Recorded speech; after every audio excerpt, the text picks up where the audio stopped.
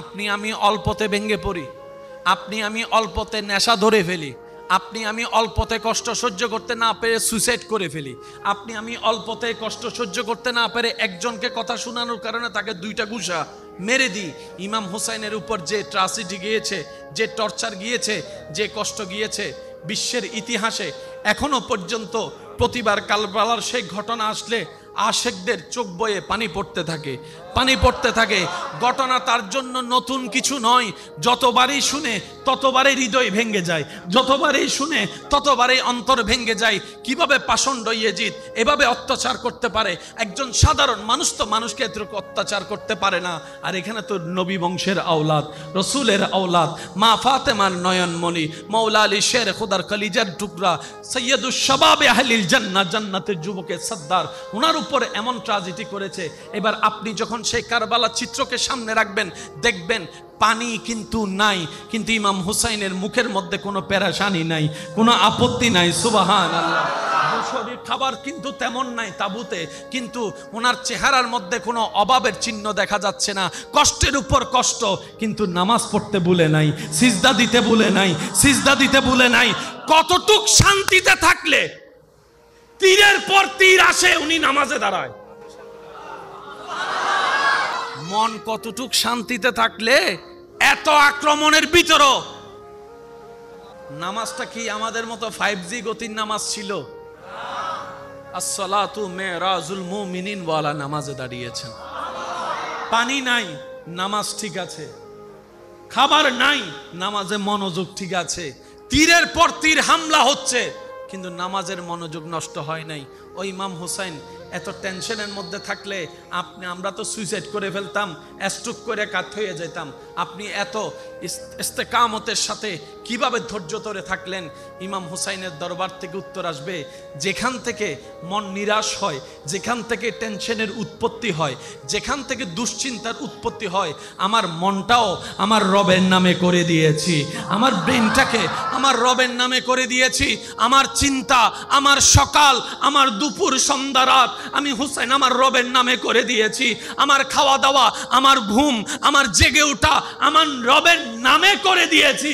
যেহেতু আমি হুসাইনের সবকিছুই রবের নামে করে দিয়েছি, এখন আমি হুসাইন শুধু তাকাই আছি আমার রব কিসে খুশি হবে, আমার রব কিসে খুশি হবে। যখন আমি হুসাইন দেখলাম আমার গর্দান সিজদা অবস্থায় কাটার মধ্যে আমার রব খুশি হবে, আমি হুসাইন সে গর্দান কাটাকে কষ্টই অনুভব করি নাই, আমার রবের খুশির জন্য। বলেন বিপদের কথা, কষ্টের কথা বলার পর রব বলছেন, শুভ সংবাদ তাদের জন্য যারা ধৈর্য ধরে। শুভ সংবাদ তাদের জন্য যারা ধৈর্য, সবাই বলেন যারা ধৈর্য। শুভ সংবাদের ঘোষণা দিচ্ছেন কে? আল্লাহ যদি শুভ সংবাদ বলে, সংবাদটা কেমন হতে পারে? শুভ সংবাদ শব্দটা আমার আর আমাদের পক্ষ থেকে অ্যালাউন্স নয়, রবের পক্ষ থেকে। রব বলে যে আমার পক্ষ থেকে তাদেরকে শুভ সংবাদ, যারা ধৈর্য, বলেন না যারা ধৈর্য, যারা ধৈর্য, জোরে বলেন যারা ধৈর্য। এবার বলেন ধৈর্য ধরে কারা? কি দেখলে বোঝা যাবে ধৈর্য ধরে? কেউ আপনাকে একটা গালি দিছে, তার আপনি 2টা গালি দিলেন, তাইলে কি ধৈর্য ধরেছেন? একটা গালি, আপনার একটা মায়ের বিপক্ষে 4টা মাইরা দিলেন, ধৈর্য ধরেছেন? একজনে গালি দিয়েছে, তারা ধরে 10 জনে মিলে গাছতলায় নিয়ে পিটাইয়েছেন, ধৈর্য ধরেছেন? কেউ আপনাকে ফেসবুকে একটা স্ট্যাটাস দিল, আপনিও তার জন্য 3টা স্ট্যাটাস মাইরা দিলেন, ধৈর্য ধরলেন? জোরে বলেন ধৈর্য ধরলেন? আপনার যখন বিভিন্ন অর্থনৈতিক কষ্ট আসলো, আপনি রবের হুকুমের অপেক্ষা না করে সুদের সাথে লেগে গেলেন, আপনি কি ধৈর্য ধরলেন? জোরে বলেন ধৈর্য ধরলেন? বউয়ের অত্যাচার, স্বামীর অত্যাচার, পারিবারিক অত্যাচার, কোনো কিছু সহ্য না করে ডাইরেক্ট আপনি ডিভোর্সের মধ্যে চলে গেলেন, ধৈর্য ধরলেন? প্রত্যেকটা মানুষের জীবনে বিপদ আছে কি নাই? আসবে কি আসবে না? রবের ফরমান কখনো মিথ্যা হতে পারে? রব বলে যে দুনিয়াবি কষ্ট তোমাদের কাছে অনেক কিছুই আসবে, কখনো খাবার কষ্ট, কখনো ভয়ের কষ্ট, কখনো শারীরিক কষ্ট, কখনো মানসিক কষ্ট, কখনো পারিবারিক কষ্ট, কখনো সামাজিক কষ্ট। কিন্তু বান্দা এতটুকু মনে রাখবা, তুমি শুধু আমি রবের হুকুমের অপেক্ষায় বসে থাকবা, আমি রবের হুকুমের অপেক্ষায় বসে থাকবা।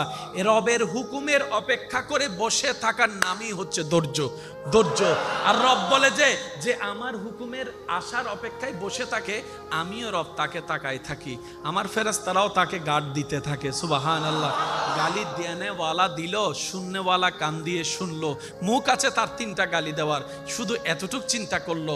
শয়তান বলে যে গালি 3টা দিছে, তুই 6টা দে। তখন ঈমান বলে যে খবরদার, লপকুশাই করিস না, মুখটা খুলিস না, আল্লাহ নারাজ হয়ে যাবে, আল্লাহ নারাজ হয়ে যাবে, আল্লাহ নারাজ হয়ে যাবে। বিচারটা রবের উপর ছেড়ে দিলাম, আমি সবর করে রইলাম আমার রবের হুকুমের অপেক্ষায়। একদিন যায়, এক সপ্তাহ যায়, এক মাস যায়, বিভিন্ন ধরনের কষ্টের উপর যখন বান্দা রবের হুকুমের অপেক্ষা করে, যখন ধৈর্যশীল হিসেবে পরিচিত হয়, রবের বান্দাদের ভিতরে যার বলা করাটা, ধৈর্য ধরাটা রবের পছন্দ হয়ে যায়, রব সাথে সাথেই বলে ইন্নাল্লাহ মা'আস সাবিরিন। এ বিশ্ববাসী শুনে রাখো, জেনে রাখো, অমুক বান্দার সাথে আজকে থেকে আমি আল্লাহ নিজেই আছি। আমি আল্লাহ ধৈর্য ধারণকারীর সাথেই আছি। আচ্ছা, যার সাথে আল্লাহ থাকে তাকে আবার হারায় কে? যাকে আল্লাহ সাথী বানিয়ে নেয়, ওলি বানিয়ে নেয়, আপন করে নেয়, তাকে হারানোর ক্যাপাসিটি এই পৃথিবীর কারো নাই। উহুদের যুদ্ধের মধ্যে নবী রাহমাতুল লিল আলামিনের মুসলমান দলেরা বাহ্যিকভাবে হেরেছেন। কারবালার ময়দানে ইমাম হোসেন বাহ্যিকভাবে হেরেছেন। এই জায়গায় আমার অনেক ভাইয়ের একটু মিসগাইড হয়ে যায়। মনে রাখবেন, সব সময় ফুল দিয়ে ভালোবাসা হয় না। ভালোবাসার এক একটা ধরন আছে। মারধর করা কি ভালোবাসা নাকি ঘৃণা? জোরে বলেন, ভালোবাসা না ঘৃণা? মারধর করা কি ভালোবাসা না ঘৃণা? কিন্তু শিক্ষক যখন ছাত্রকে মারে, জোরে জোরে জোরে, মা বাবা যখন সন্তানকে মারে, তা আপনি তো বলেছেন ভালোবাসা মানে ঘৃণা। কিন্তু মা বাবা যখন মারে সেটা আর ঘৃণার অর্থ দেয় না। শিক্ষক যখন মারে ঘৃণার অর্থ দেয় না, এটা তখন ভালোবাসার অর্থ দাঁড়িয়ে যায়। ঠিক তেমনি ভাবে আল্লাহ তাআলা প্রত্যেকটা নবীর জীবনে সেটাই ঘটিয়ে দিয়েছেন, যেটা আমাদের জন্য পরবর্তী বান্দাদের জন্য জীবনের শিক্ষা হয়ে দাঁড়াবে। বলেন সুবহানাল্লাহ। পৃথিবীর বুকে এমন কেউ নাই নবীকে হারাতে পারে। আছে? আছে এমন কেউ আছে? জান্নাতের এক একটা পুরুষের ভিতর হবে 100 জন পুরুষের শক্তি। জান্নাতে যারা যাবে এক একজন পুরুষের ভিতরে 100 জন পুরুষের শক্তি আল্লাহ পাক দান করবেন। এরকম হাজার হাজার পুরুষের শক্তি নবী রাহমাতুল লিল আলামিনের শক্তির সামনে শেষ হয়ে যাবে, এমন শক্তি আল্লাহ নবীকে দান করেছে। সেই নবী যদি ওই পাওয়ার নিয়ে যুদ্ধের ময়দানে নামতেন, কেউ সামনে দাঁড়ানোর মতো ক্ষমতা নাই। অথচ সেই নবীকে যখন ঘটনা পরিক্রমায় একজন ইহুদি আঘাত করেছে, একজন ইহুদি নবীকে আঘাত করেছে, নবী উল্টা উত্তরটা হাত দিয়ে মার দিয়ে না দিয়ে ওনার হাতটা ধরে বললেন, ভাইয়া আমাকে মেরে আপনি কোনো ব্যথা পান নাই তো? আমাকে আঘাত করে আপনি কোনো কষ্ট পান নাই তো? ইয়া নবী রাহমাতুল লিল আলামিন, আমাদের সামান্য একজনের থেকে 2 জন বন্ধু হলে আমরা প্রতিশোধ নিতে প্রস্তুত হয়ে যাই। নবী বলে যে আমি প্রতিশোধ শিখাতে আসিনি, আমি ক্ষমা শিখাতে এসেছি। ক্ষমা শিখাতে এসেছি। পৃথিবীতে শান্তি কিভাবে আনতে হয়, প্রতিষ্ঠা করতে হয়, বই পুস্তকে সমাজ বিজ্ঞান পড়ে সমাজ পাল্টাতে পারবা না, অর্থবিজ্ঞান পড়ে অর্থনীতি পড়ে অর্থ পাল্টাতে পারবা না। কিন্তু নবীর সিস্টেমটাকে আল্লাহ এমন ভাবে উসওয়াতুন হাসানা দিয়ে সাজিয়ে দিয়েছেন, পৃথিবীর প্রত্যেকটা সেক্টরে নবীর সুন্নত আমল করলে জয় যোগান আসবেই, অন্ধকারে বাতি জ্বলবেই জ্বলবে। আমাদের নবীকে আটকায় দেওয়ার মতো ক্ষমতা বলেন না ভাইয়া? আচ্ছা, অপারেশন জগতে সবচাইতে খতরনাক অপারেশন হচ্ছে ওপেন হার্ট সার্জারি, আর একটা হচ্ছে ব্রেইনের অপারেশন। দুইটা অপারেশনকে সবচাইতে মেজর বলা হয়, অথচ আপনার আমার নবীর সিনা ছাক হয়েছেন, ওপেন হার্ট সার্জারি হয়েছেন। একটা ওপেন হার্ট সার্জারি করা অবস্থায় কমপক্ষে প্রয়োজন মোতাবেক অনেক ব্যাগ রক্ত মজুত করে রাখা হয়, কারণ রক্ত যা বের হবে অন্য দিক থেকে রক্ত যদি সাপ্লাই করা না হয় রক্ত শূন্যতায় হয়ে আবার স্ট্রোকের মধ্যে চলে যেতে পারে। মানুষটা জিন্দা, ওপেন হার্ট সার্জারি করা কোয়াইট ইম্পসিবল, সচেতন আপনার সজাগ অবস্থায়, কিন্তু নবী রাহমাতুল্লিল আলামিনকে ওপেন হার্ট সার্জারি করা হয়েছে। নবী ছচককে তাকিয়ে আছেন, নবী দেখতেই আছেন, নবী তাকিয়ে আছেন, নবী দেখতেই আছেন। জগৎ অবাক হয়ে বলে, যখন এই ওপেন হার্ট সার্জারি হচ্ছে তখন পৃথিবীর কোনো বিজ্ঞান, কোনো পড়ালেখা, কোনো মানুষ ওপেন হার্ট সার্জারি করা তো দূরের কথা, নামটাও পর্যন্ত শুনেনি, নামটাও পর্যন্ত শুনেনি। আল্লাহ তাআলা সেটা অনেক আগেই নবীকে দেখাই দিয়েছেন। ভিতর থেকে যা বের করার করলেন, জমজমের পানি দিয়ে ধুইলেন, জান্নাতি প্লেটে রাখলেন। জমজমের পানি খাওয়ার পর একটা দোয়া পড়ে, এই দোয়াটাকে যদি আপনি একটু অ্যানালাইসিস করেন, ওপেন হার্ট সার্জারির সমস্ত বৃত্তান্ত আপনার চোখের সামনে চলে আসবে। কথা ওই জায়গায় ছিল, রবের প্রত্যেকটা কাজে কোনো না কোনো হিকমত, কোনো না কোনো কারণ। শুধু তা নয়, আপনি যে রাস্তা দিয়ে হেঁটে যাওয়ার সময় পা মস্কাই গিয়েছেন না, একটা হাঁটার সময় হঠাৎ পা মস্কাই গেছে, ও মারে, মনে রাখবেন ধৈর্য ধরতে পারলে এটা তো আপনার কল্যাণ আছে। রবের বান্দা নবী রাহমাতুল্লিল আলামিনের উম্মত কখনো লস প্রজেক্টে থাকে না। সিদ্দিক আকবরের ঘটনা আপনার আমার সবাই জানা। কাহিনী বশত সবাই যখন সবকিছু আনছেন, সিদ্দিক আকবরকে যখন আনতে বলেছেন, গড়ে কিছু নাই আনার মতো, শেষ পর্যন্ত নিয়ে আসলেন কি? উনি ছাই আনার মতো সিদ্দিক আকবর না তো, উনি মক্কার ইতিহাসে বড় টপ লেভেলের একজন বড় ব্যবসায়ী। আর একটু জোরে, ধনে ধন, টাকায় টাকা সিদ্দিক আকবর। আজকে কেন উনি ছাই আনলেন? বলে যে আমার যত ব্যবসা ছিল আল্লাহ এবং রসুলের জন্য মক্কায় ছেড়ে মদিনায় হিজরত করে ফেলেছি, সুবহানাল্লাহ। আমার সমস্ত দোকান ওখানে ফেলে আমি মদিনায় চলে এসেছি আল্লাহ এবং রসুলের জন্য।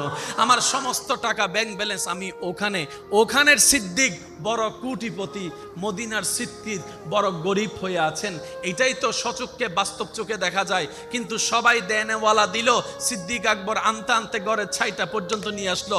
রব বলে যে আমার সিদ্দিক যা দিয়েছে এটার বরাবর আর কারোটা হবেই না। ছাইয়ের দামও কত হয়ে গেছে দেখেন। কেন হলো? শুধু দিল থেকে দেওয়ার কারণে। সুবহানাল্লাহ জোরে বলি। সেজন্য ইসলাম হচ্ছে সবচাইতে সহজ ভাইয়া। দিল থেকে যদি একও দিতে পারেন, সেটা অন্যের কোটি টাকার চাইতেও বেশি প্রফিটেবল এবং দামি হয়ে যাবে আপনার আমলনামায়। সুবহানাল্লাহ। আল্লাহ পাক আমাদের সবাইকে সেই নবী রাহমাতুল্লিল আলামিনের শান মান ইজ্জতের ওয়াফাদার হয়ে, ওয়াফাদার উম্মত বনে বেঁচে থেকে হাসরের ময়দানে নবীর ওয়াফাদার উম্মত হয়ে ওঠার তৌফিক দান করুক। আমিন। ইমানদার ভাইরা একটু মনোযোগ দিবেন। ওই যে বললাম, যদি কাঁটাও ফুটেন এটার উপর ধৈর্য ধরা হয়, আল্লাহ পাক গুনাহ মাফ করবে, সওয়াবও বাড়ায় দিবে।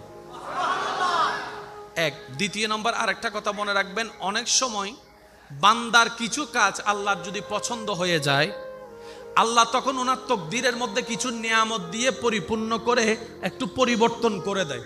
অর্থাৎ বড় বিপদকে ছোট বিপদ দিয়ে। অনেক সময় জানেন, আমাদের চট্টগ্রামের পাশে একটা কথা আছে, জানর বিপদ মাল দিঘি। অর্থাৎ আপনার জানের, আপনার পরিবারের উপরে যাওয়া বড় একটা ট্র্যাজেডি।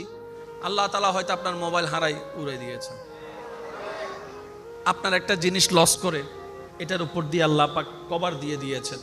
মনে রাখবেন, সেজন্য রব্বুল আলামিন বলেছেন লা তাকনাতু মির রাহমাতিল্লাহ।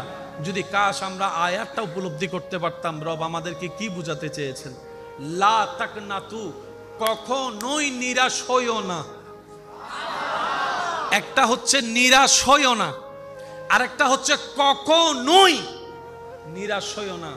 মির রাহমাতিল্লাহ, আমি আল্লাহর রহমত থেকে। সুবহানাল্লাহ। আল্লাহ তুমি রহমতের কথা কেন বললা? ইমানদার ভাইয়েরা একটু মনোযোগ দিবেন। আল্লাহ পাক বলে তোর সকালে সূর্য দেখাটা আমি রবের রহমত। বান্দা তোর চোখ খোলাটা আমি রবের রহমত। তোর হেঁটে যাওয়াটা আমি রবের রহমত। তুই যে প্রস্রাব করিস সেটাও আমি রবের রহমত। তুই বান্দার নাস্তা খাওয়া, ডুব গিলা, পেটে যাওয়া, হজম হওয়া আমি রবের রহমত। বান্দারে তোর জীবনের 24টা ঘন্টার প্রত্যেকটা সেকেন্ড আমি রবের রহমতের সাথে সম্পৃক্ত। রব বলে লা তাকনাতু মির রাহমাতিল্লাহ, আমার রহমত থেকে নিরাশ হইস না। মানি বান্দা তুই আমাকে ডাকতে স্মরণ করতে ভুলে গেলেও 24 ঘন্টার প্রতি সেকেন্ডে আমি আল্লাহ তোর খেয়াল রাখতে ভুলবো না, খেয়াল রাখতে ভুলবো না, তোর নজর তোর দিকে রাখতে আমি আল্লাহ ভুলবো না। কারণ তোরার সম্পর্ক আমি রবের সাথে এইভাবে হয়েছে মজবুত। গুনেহগারম সিয়াকারম ওয়ালাকিন বাদাস্তাম হাসতে দামানে মুহাম্মদ। মুসার উম্মত আমার বান্দা ছিল, কিন্তু আমি তাদেরকে এত সুযোগ দিই নাই। তোদেরকে এত মায়া করি, এক নাম্বার কারণ তোদেরকে আমি মায়া করে বানিয়েছি। এটা হচ্ছে আরেকটা কারণ, তোরা আমার হাবিবুল্লাহর উম্মত, রহমাতুল লিল আলামিন নবীর উম্মত। যেই নবীর আসা যাওয়া জীবনের প্রতিটা ক্ষণ ছিল মুখে শুধু একটাই কথা, রব্বি হাবলি উম্মতি, রব্বি হাবলি উম্মতি, রব্বি হাবলি উম্মতি। সারাক্ষণ প্রতিটা ক্ষণ শুধু তোদের নবী তোদের কথা বলেছেন। যখনই চেয়েছেন তোদের জন্য চেয়েছেন, যখনই মাপ চেয়েছেন তোদের জন্য মাপ চেয়েছেন। হাসরও কান্না করবে তোদের কথা বলে বলে। সুবহানাল্লাহ। আর আমি আল্লাহ সেই নবীকে ওয়াদা করেছি, ওয়ালা সাউফা ইউতিকা রাব্বুকা ফাতারদা।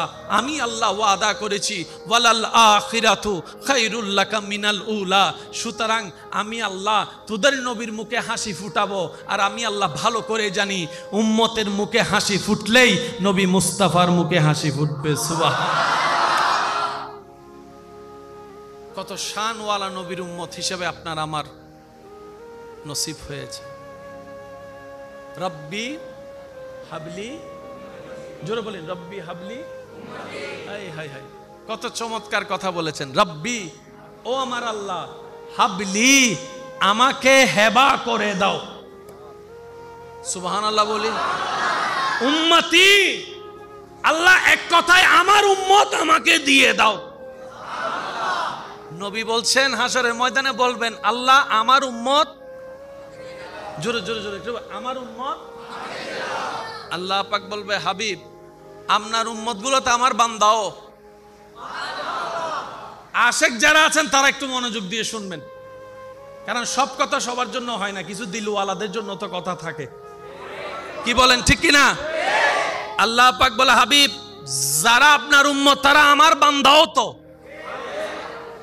হাবিব বলে যে ঠিক আছে আপনার বান্দা, কিন্তু আপনি তো আহকামুল হাকিমিন, হিসাব যদি নেওয়া শুরু করেন আমার উম্মত একটাও পার পাবে না, আমি ভালো করেই জানি।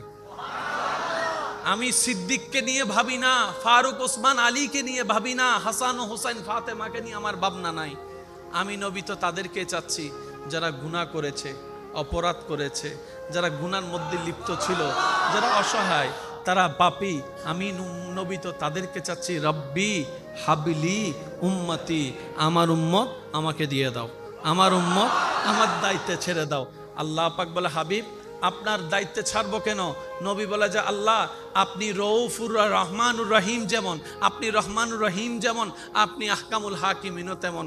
আপনি যদি কঠিন বিচার নেওয়া শুরু করেন আমার এই গুনাহগার উম্মতগুলো একটাও পার পাবে না, একটাও যাবার পাবে না। জান্নাত পাওয়ার তো দূরের কথা, জান্নাতের গ্রাণও পাবে না। আল্লাহ তুমি আমাকে দিয়ে দাও, অন্তত আমার দিকে তাকাই হলো তো গুনাহগারকে জাহান্নামী থেকে তুমি জান্নাতি করে দিবা। সুবহানাল্লাহ।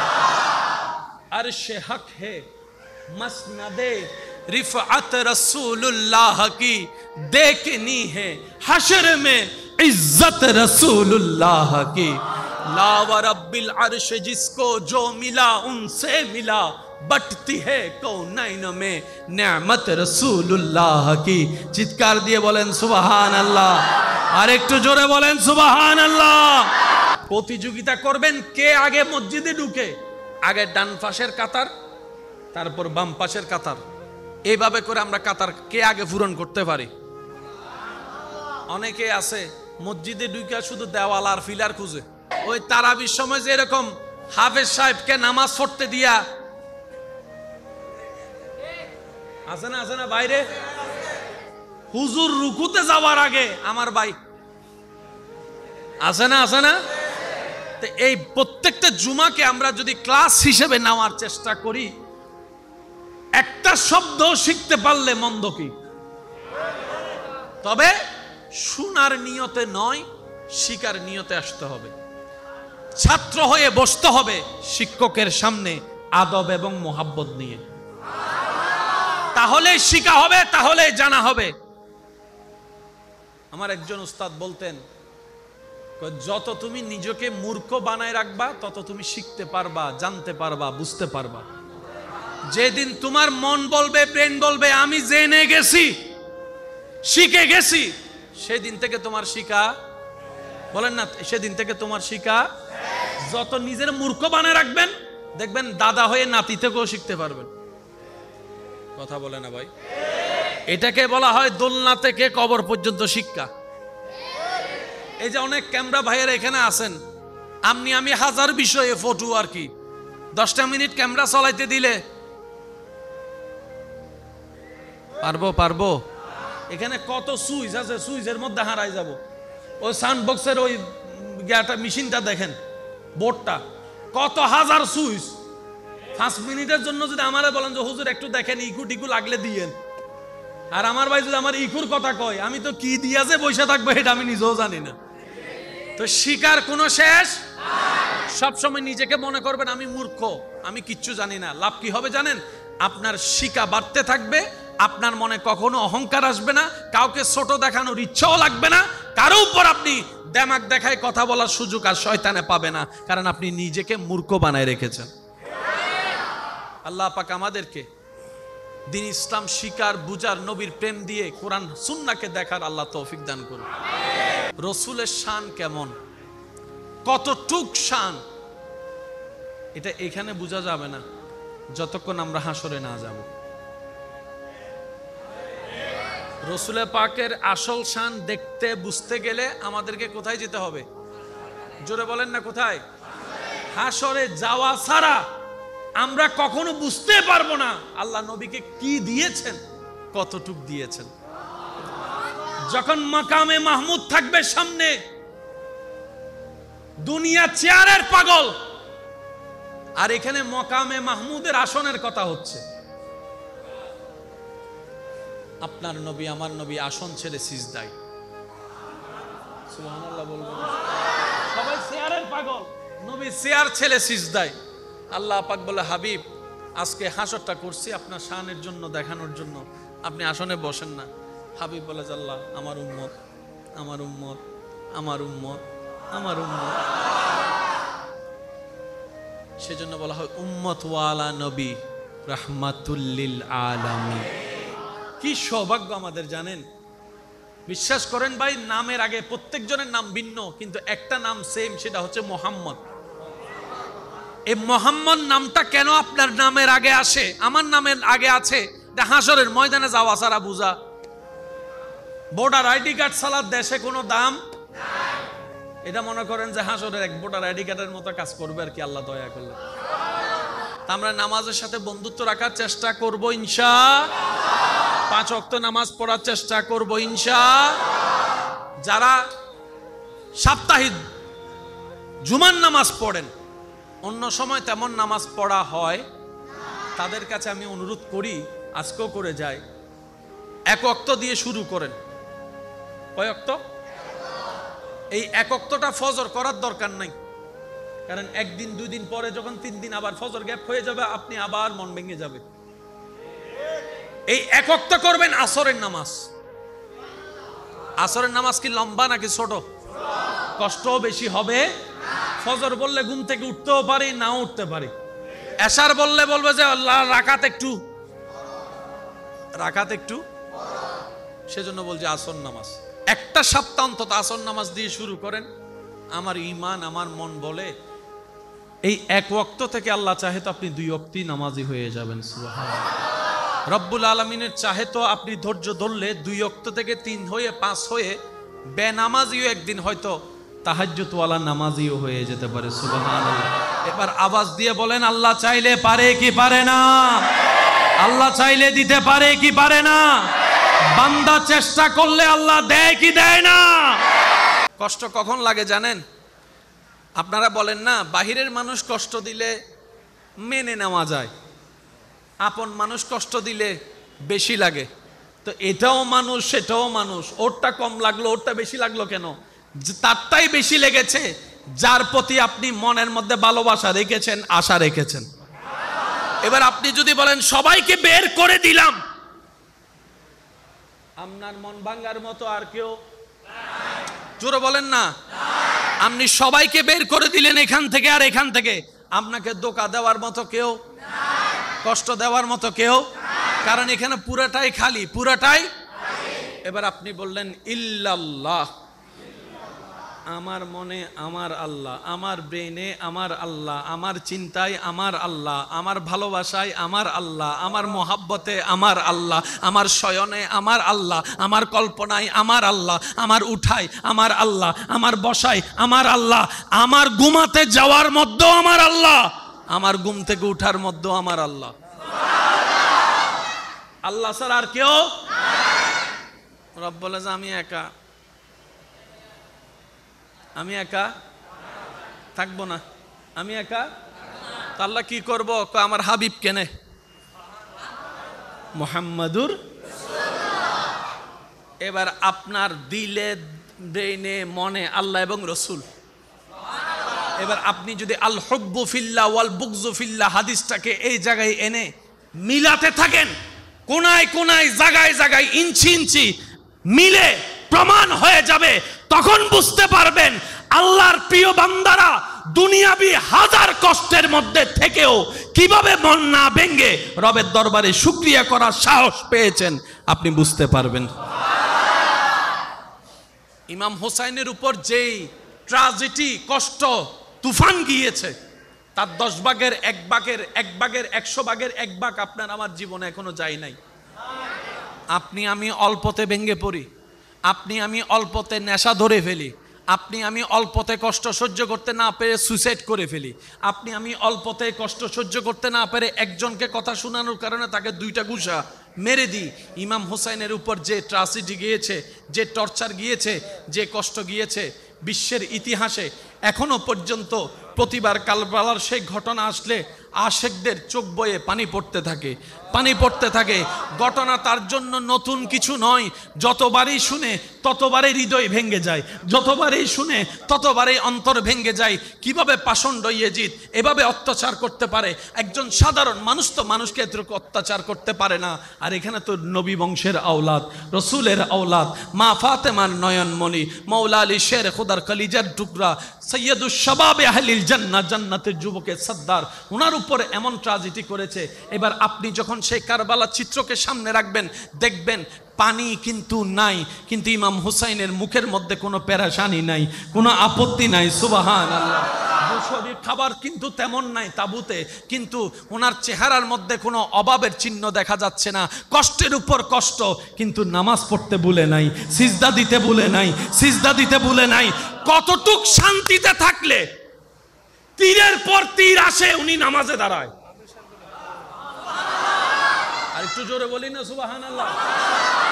মন কতটুক শান্তিতে থাকলে এত আক্রমণের ভিতরও নামাজটা কি আমাদের মতো 5G গতির নামাজ ছিল? আসসালাতু মেরাজুল মুমিনিন ওয়ালা নামাজে দাঁড়িয়েছেন। পানি নাই, নামাজ ঠিক আছে। খাবার নাই, নামাজে মনোযোগ ঠিক আছে। তীরের পর তীর হামলা হচ্ছে, কিন্তু নামাজের মনোযোগ নষ্ট হয় নাই। ওই ইমাম হুসাইন এত টেনশনের মধ্যে থাকলে আমরা তো সুইসাইড করে ফেলতাম, স্ট্রোক করে কাত হয়ে যেতাম। আপনি এত ইস্তেকামতের সাথে কিভাবে ধৈর্য ধরে থাকলেন? ইমাম হুসাইনের দরবার থেকে উত্তর আসবে, যেখান থেকে মন নিরাশ হয়, যেখান থেকে টেনশনের উৎপত্তি হয়, যেখান থেকে দুশ্চিন্তার উৎপত্তি হয়, আমার মনটাও আমার রবের নামে করে দিয়েছি, আমার ব্রেনটাকে আমার রবের নামে করে দিয়েছি। আমার চিন্তা, আমার সকাল, আমার দুপুর, সন্ধ্যা, রাত আমি হুসাইন আমার রবের নামে করে দিয়েছি। আমার খাওয়া দাওয়া, আমার ঘুম, আমার জেগে ওঠা আমার রবের নামে করে দিয়েছি। যেহেতু আমি হুসাইনের সবকিছুই রবের নামে করে দিয়েছি, এখন আমি হুসাইন শুধু তাকাই আছি, আমার রব কিসে খুশি হবে?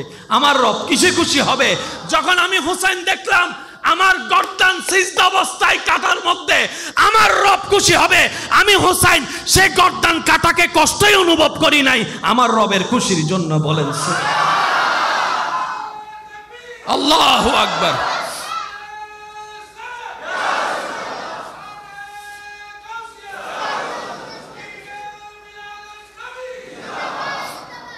উচ্চ আওয়াজ একবার বলি সুবহানাল্লাহ। লাভ পাওয়ার ইচ্ছা সবার আছে ইনশাআল্লাহ। আমি মনে হয় আপনাদেরকে একটু বেশি কষ্ট দিচ্ছি, বিরক্ত হচ্ছেন? বেশিক্ষণ জ্বালাবো না, অল্প কিছুক্ষণ সময় সহ্য করতে পারবেন তো ইনশাআল্লাহ? একবার বলি মারহাবা, আর একটু আস্তে করে বলি মারহাবা। কোরআনুল কারীমের একটি আয়াত সবারই জানা, শুধু একটু স্মরণ করিয়ে দেওয়ার জন্য বলা, হুজুরদের দোয়া চাচ্ছি। ওয়ালা নাবলুওয়ান্নাকুম বিশাইইন মিনাল খাউফি ওয়াল জুই ওয়া নাকসিন মিনাল আমওয়ালি ওয়াল আনফুসি ওয়াস সামারাত ওয়া বাশশিরিস সাবিরিন। বিপদের কথা, কষ্টের কথা বলার পর রব বলছেন শুভ সংবাদ তাদের জন্য যারা ধৈর্য ধরে। সবার মনোযোগ চাচ্ছি ভাইয়েরা।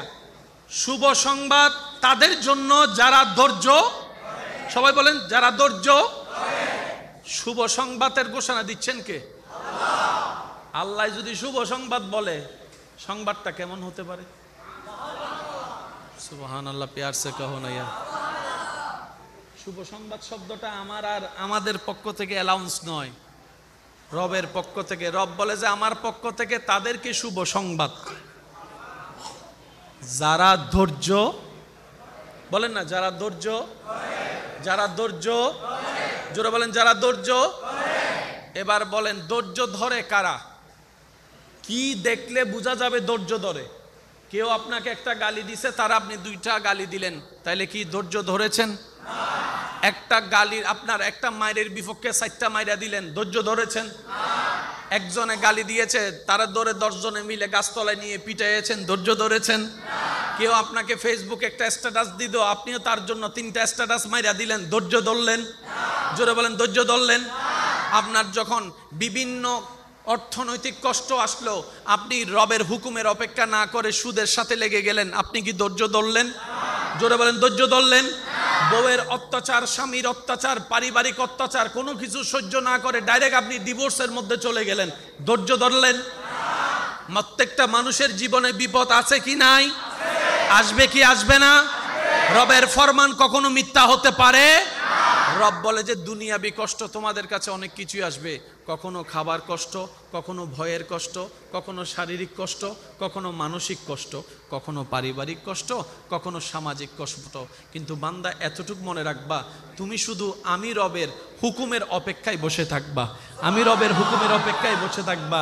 এ রবের হুকুমের অপেক্ষা করে বসে থাকার নামই হচ্ছে ধৈর্য। ধৈর্য। আর রব বলে যে আমার হুকুমের আশার অপেক্ষায় বসে থাকে, আমিও রব তাকে তাকায় থাকি, আমার ফেরেশতারাও তাকে গার্ড দিতে থাকে। সুবহানাল্লাহ। গালি দেনেওয়ালা দিল, শুননেওয়ালা কান দিয়ে শুনলো। মুখ আছে তার 3টা গালি দেওয়ার, শুধু এতটুক চিন্তা করলো।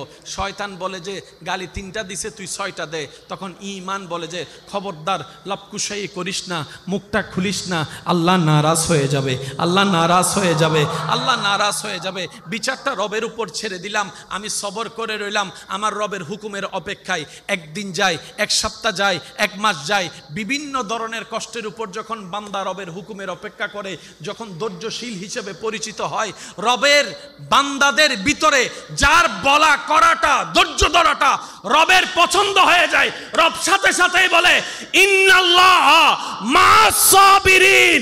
এ বিশ্ববাসী শুনে রাখো, জেনে রাখো, অমুক বান্দার সাথে আজকে থেকে আমি আল্লাহ নিজেই আছি। আমি আল্লাহ ধৈর্য ধারণকারীর সাথেই আছি। আচ্ছা, যার সাথে আল্লাহ থাকে তাকে আবার হারায় কে? সুবহানাল্লাহ বলি। যাকে আল্লাহ সাথী বানিয়ে নেয়, ওলি বানিয়ে নেয়, আপন করে নেয়, তাকে হারানোর ক্যাপাসিটি এই পৃথিবীর কারো নাই। উহুদের যুদ্ধের মধ্যে নবী রাহমাতুল লিল আলামিনের মুসলমান দলেরা বাহ্যিকভাবে হেরেছেন। কারবালার ময়দানে ইমাম হোসেন বাহ্যিকভাবে হেরেছেন। এই জায়গায় আমার অনেক ভাইয়ের একটু মিসগাইড হয়ে যায়। মনে রাখবেন, সব সময় ফুল দিয়ে ভালোবাসা হয় না। ভালোবাসার এক একটা ধরন আছে। মারধর করা কি ভালোবাসা নাকি ঘৃণা? জোরে বলেন, ভালোবাসা না ঘৃণা? মারধর করা কি ভালোবাসা না ঘৃণা? কিন্তু শিক্ষক যখন ছাত্রকে মারে, জোরে জোরে জোরে, মা বাবা যখন সন্তানকে মারে, তা আপনিই তো বলেছেন ভালোবাসা মানে ঘৃণা। কিন্তু মা বাবা যখন মারে সেটা আর ঘৃণার অর্থ দেয় না। শিক্ষক যখন মারে ঘৃণার অর্থ দেয় না, এটা তখন ভালোবাসার অর্থ দাঁড়িয়ে যায়। ঠিক তেমনি ভাবে আল্লাহ তাআলা প্রত্যেকটা নবীর জীবনে সেটাই ঘটিয়ে দিয়েছেন, যেটা আমাদের জন্য পরবর্তী বান্দাদের জন্য জীবনের শিক্ষা হয়ে দাঁড়াবে। বলেন সুবহানাল্লাহ। পৃথিবীর বুকে এমন কেউ নাই নবীকে হারাতে পারে। আছে? আছে এমন কেউ আছে? জান্নাতের এক একটা পুরুষের ভিতর হবে 100 জন পুরুষের শক্তি। জান্নাতে যারা যাবে এক একজন পুরুষের ভিতরে 100 জন পুরুষের শক্তি আল্লাহ পাক দান করবেন। এরকম হাজার হাজার পুরুষের শক্তি নবী রাহমাতুল লিল আলামিনের শক্তির সামনে শেষ হয়ে যাবে, এমন শক্তি আল্লাহ নবীকে দান করেছে। সেই নবী যদি ওই পাওয়ার নিয়ে যুদ্ধের ময়দানে নামতেন, কেউ সামনে দাঁড়ানোর মতো ক্ষমতা নাই। অথচ সেই নবীকে যখন ঘটনা পরিক্রমায় একজন ইহুদি আঘাত করেছে, একজন ইহুদি নবীকে আঘাত করেছে, নবী উল্টা উত্তরটা হাত দিয়ে মার দিয়ে না দিয়ে ওনার হাতটা ধরে বললেন, ভাইয়া আমাকে মেরে আপনি কোনো ব্যথা পান নাই তো? আমাকে আঘাত করে আপনি কোনো কষ্ট পান নাই তো? ইয়া নবী রাহমাতুল লিল আলামিন, আমাদের সামান্য একজনের থেকে 2 জন বন্ধু হলে আমরা প্রতিশোধ নিতে প্রস্তুত হয়ে যাই। নবী বলে যে আমি প্রতিশোধ শিখাতে আসিনি, আমি ক্ষমা শিখাতে এসেছি। ক্ষমা শিখাতে এসেছি। পৃথিবীতে শান্তি কিভাবে আনতে হয়, প্রতিষ্ঠা করতে হয়, বই পুস্তকে সমাজ বিজ্ঞান পড়ে সমাজ পাল্টাতে পারবা না, অর্থবিজ্ঞান পড়ে অর্থনীতি পড়ে অর্থ পাল্টাতে পারবা না। কিন্তু নবীর সিস্টেমটাকে আল্লাহ এমন ভাবে উসওয়াতুন হাসানা দিয়ে সাজিয়ে দিয়েছেন, পৃথিবীর প্রত্যেকটা সেক্টরে নবীর সুন্নত আমল করলে জয় যোগান আসবেই, অন্ধকারে বাতি জ্বলবেই জ্বলবে। সুবহানাল্লাহ, আল্লাহু আকবার।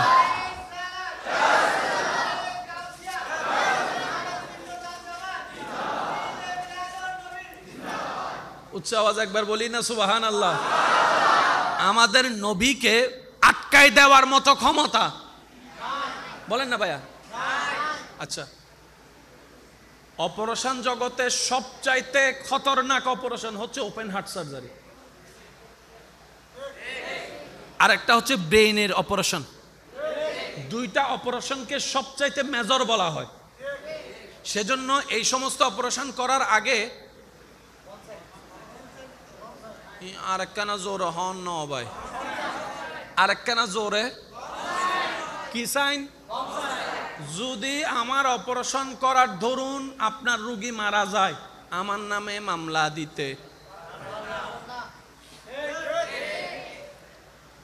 অথচ আপনার আমার নবীর সিনা ছাক হয়েছেন, ওপেন হার্ট সার্জারি হয়েছেন। আর একটু আস্তে বলা যাবে? একটা ওপেন হার্ট সার্জারি করা অবস্থায় কমপক্ষে প্রয়োজন মোতাবেক অনেক ব্যাগ রক্ত মজুত করে রাখা হয়, কারণ রক্ত যা বের হবে অন্য দিক থেকে রক্ত যদি সাপ্লাই করা না হয় রক্ত শূন্যতায় হয়ে আবার স্ট্রোকের মধ্যে চলে যেতে পারে। মানুষটা জিন্দা, ওপেন হার্ট সার্জারি করা কোয়াইট ইম্পসিবল, সচেতন আপনার সজাগ অবস্থায়, কিন্তু নবী রাহমাতুল আলামিনকে ওপেন হার্ট সার্জারি করা হয়েছে।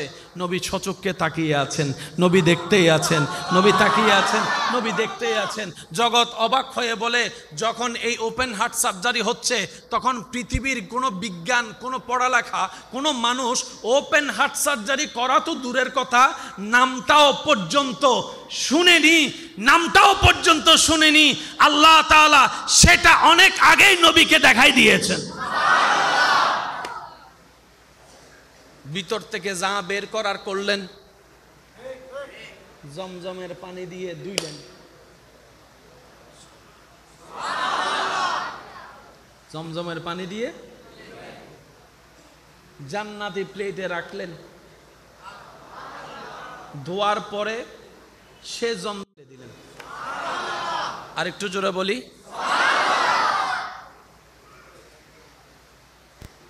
তখন থেকে দাঁড়িয়ে জমজম, সুবহানাল্লাহ, জমজমের পানি খাওয়ার পর একটা দোয়া পড়ে। এই দোয়াটাকে যদি আপনি একটু অ্যানালাইসিস করেন, ওপেন হার্ট সার্জারির সমস্ত বৃত্তান্ত আপনার চোখের সামনে চলে আসবে। কথা ওই জায়গায় ছিল, রবের প্রত্যেকটা কাজে কোনো না কোনো হিকমত, কোনো না কোনো কারণ। শুধু তা নয়, আপনি যে রাস্তা দিয়ে হেঁটে যাওয়ার সময় পা মস্কাই গিয়েছেন না, একটা হাঁটার সময় হঠাৎ পা মস্কাই গেছে, ও মারে, মনে রাখবেন ধৈর্য ধরতে পারলে এটা তো আপনার কল্যাণ আছে। রবের বান্দা নবী রাহমাতুল আলামিনের উম্মত কখনো লস প্রজেক্টে থাকে না। সিদ্দিক আকবরের ঘটনা আপনার আমার সবাই জানা। কাহিনী বশত সবাই যখন সবকিছু আনছেন, সিদ্দিক আকবরকে যখন আনতে বলেছেন, ঘরে কিছু নাই আনার মতো, শেষ পর্যন্ত নিয়ে আসলেন কি বলেন না ভাই, আর একটু জোরে বলেন। উনি ছাই আনার মতো সিদ্দিক আকবর না তো, সুবহানাল্লাহ বলেন না। উনি মক্কার ইতিহাসে বড় টপ লেভেলের একজন বড় ব্যবসায়ী। আর একটু জোরে, ধনে ধন, টাকায় টাকা সিদ্দিক আকবর। আজকে কেন উনি ছাই আনলেন? বলে যে আমার যত ব্যবসা ছিল আল্লাহ এবং রসুলের জন্য মক্কায় ছেড়ে মদিনায় হিজরত করে ফেলেছি, সুবহানাল্লাহ। আমার সমস্ত দোকান ওখানে ফেলে আমি মদিনায় চলে এসেছি আল্লাহ এবং রসুলের জন্য। আমার সমস্ত টাকা ব্যাংক ব্যালেন্স আমি ওখানে, ওখানের সিদ্দিক বড় কোটিপতি, মদিনার সিদ্দিক বড় গরিব হয়ে আছেন। এটাই তো সচক্ষে বাস্তব চোখে দেখা যায়। কিন্তু সবাই দেনেওয়ালা দিল, সিদ্দিক আকবর আনতে আনতে ঘরের ছাইটা পর্যন্ত নিয়ে আসলো। রব বলে যে আমার সিদ্দিক যা দিয়েছে এটার বরাবর আর কারোটা হবেই না। ছাইয়ের দামও কত হয়ে গেছে দেখেন। কেন হলো? শুধু দিল থেকে দেওয়ার কারণে। সুবহানাল্লাহ জোরে বলি। সেজন্য ইসলাম হচ্ছে সবচাইতে সহজ ভাইয়া। দিল থেকে যদি একও দিতে পারেন, সেটা অন্যের কোটি টাকার চাইতেও বেশি প্রফিটেবল এবং দামি হয়ে যাবে আপনার আমলনামায়। সুবহানাল্লাহ। আল্লাহ পাক আমাদের সবাইকে সেই নবী রাহমাতুল আলামিনের শান মান ইজ্জতের ওয়াফাদার হয়ে, ওয়াফাদার উম্মত বনে বেঁচে থেকে হাসরের ময়দানে নবীর ওয়াফাদার উম্মত হয়ে ওঠার তৌফিক দান করুক। ইমানদার ভাইরা একটু মনোযোগ দিবেন। ওই যে বললাম, যদি কাঁটাও ফুটেন এটার উপর ধৈর্য ধরা হয়, আল্লাহ পাক গুনাহও মাফ করবে, সওয়াবও বাড়ায় দিবে। এক। দ্বিতীয় নম্বর আরেকটা কথা মনে রাখবেন, অনেক সময় বান্দার কিছু কাজ আল্লাহর যদি পছন্দ হয়ে যায়, আল্লাহ তখন ওনার তকদিরের মধ্যে কিছু নিয়ামত দিয়ে পরিপূর্ণ করে একটু পরিবর্তন করে দেয়। অর্থাৎ বড় বিপদকে ছোট বিপদ দিয়ে।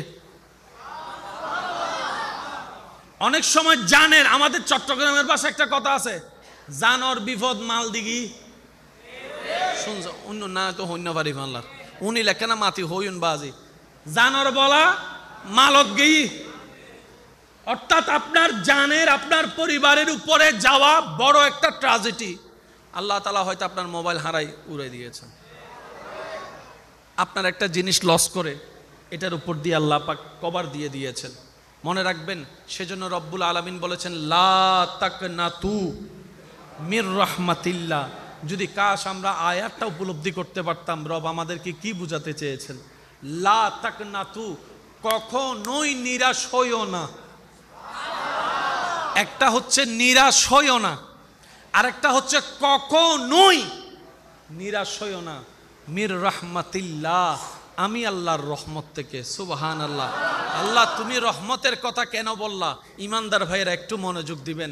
আল্লাহ পাক বলে তোর সকালে সূর্য দেখাটা আমি রবের রহমত।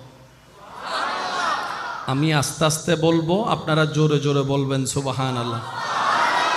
বান্দা তোর চোখ খোলাটা আমি রবের রহমত, তোর হেঁটে যাওয়াটা আমি রবের রহমত, তুই যে প্রস্রাব করিস সেটাও আমি রবের রহমত, তুই বান্দার নাস্তা খাওয়া, ডুব গিলা, পেটে যাওয়া, হজম হওয়া আমি রবের রহমত। বান্দারে তোর জীবনের 24টা ঘন্টার প্রত্যেকটা সেকেন্ড আমি রবের রহমতের সাথে সম্পৃক্ত। রব বলে লা তাকনাতু মির রাহমাতিল্লাহ, আমার রহমত থেকে নিরাশ হইস না। মানি বান্দা তুই আমাকে ডাকতে স্মরণ করতে ভুলে গেলেও 24 ঘন্টার প্রতি সেকেন্ডে আমি আল্লাহ তোর খেয়াল রাখতে ভুলবো না, খেয়াল রাখতে ভুলবো না, তোর নজর তোর দিকে রাখতে আমি আল্লাহ ভুলবো না। কারণ তোরার সম্পর্ক আমি রবের সাথে এইভাবে হয়েছে মজবুত। গুনেহগারম সিয়াকারম ওয়ালাকিন বাদাস্তাম হাসতে দামানে মুহাম্মদ। মুসার উম্মত আমার বান্দা ছিল, কিন্তু আমি তাদেরকে এত সুযোগ দিই নাই, তোদেরকে এত মায়া করি। এক নাম্বার কারণ তোদেরকে আমি মায়া করে বানিয়েছি। এটার চেয়ে আরেকটা কারণ, তোরা আমার হাবিবুল্লাহর উম্মত, রহমাতুল লিল আলামিন নবীর উম্মত। যেই নবীর আসা যাওয়া জীবনের প্রতিটা ক্ষণ ছিল মুখে শুধু একটাই কথা, রব্বি হাবলি উম্মতি, রব্বি হাবলি উম্মতি, রব্বি হাবলি উম্মতি। সারাক্ষণ প্রতিটা ক্ষণ শুধু তোদের নবী তোদের কথা বলেছেন। যখনই চেয়েছেন তোদের জন্য চেয়েছেন, যখনই মাপ চেয়েছেন তোদের জন্য মাপ চেয়েছেন। হাসরও কান্না করবে তোদের কথা বলে বলে। সুবহানাল্লাহ। আর আমি আল্লাহ সেই নবীকে ওয়াদা করেছি, ওয়ালা সৌফা ইউতিকা রব্বুকা ফাতারদা। আমি আল্লাহ ওয়াদা করেছি, ওয়ালাল আখিরাতু খায়রুল লাকা মিনাল উলা।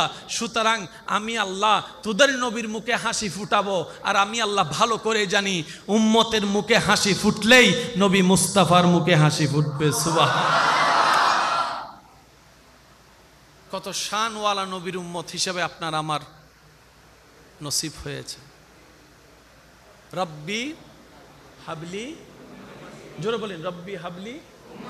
হাই হাই হাই, কত চমৎকার কথা বলেছেন। রব্বি, ও আমার আল্লাহ, হাবলি, আমাকে হেবা করে দাও। সুবহানাল্লাহ বলি। উম্মতি, আল্লাহ এক কথায় আমার উম্মত আমাকে দিয়ে দাও। নবী বলছেন হাসরের ময়দানে বলবেন, আল্লাহ আমার উম্মত, জোরে জোরে জোরে আমার উম্মত। আল্লাহ পাক বলবে, হাবিব আপনার উম্মত গুলো তো আমার বান্দাও। আশেক যারা আছেন তারা একটু মনোযোগ দিয়ে শুনবেন, কারণ সব কথা সবার জন্য হয় না, কিছু দিলওয়ালাদের জন্য তো কথা থাকে। কি বলেন, ঠিক কিনা? আল্লাহ পাক বলে, হাবিব যারা আপনার উম্মত তারা আমার বান্দাও তো। হাবিব বলে যে ঠিক আছে আপনার বান্দা, কিন্তু আপনি তো আহকামুল হাকিমিন, হিসাব যদি নেওয়া শুরু করেন আমার উম্মত একটাও পার পাবেন, আমি ভালো করেই জানি। আমি সিদ্দিককে নিয়ে ভাবি না, ফারুক ওসমান আলীকে নিয়ে ভাবি না, হাসান ও হোসেন ফাতেমাকে নিয়ে আমার ভাবনা নাই।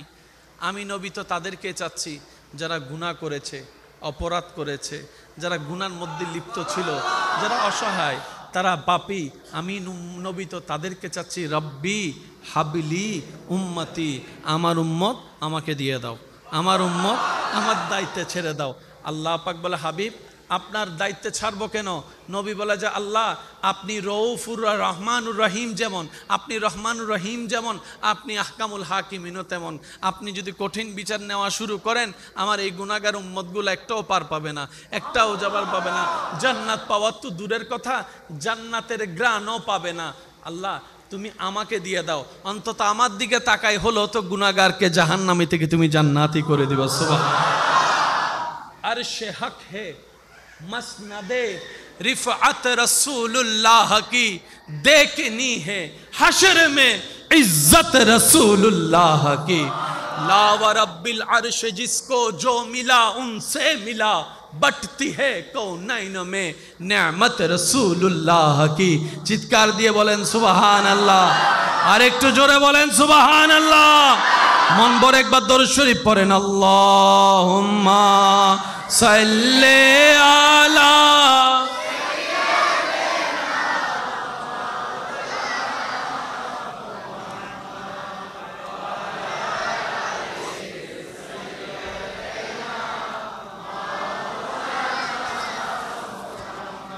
मोहब्बतेर आवाज एक बार बोलें सुबहान अल्लाह। সেই নবী বলছেন, উম্মত তোমরা যখন নামাজ পড়ো, কি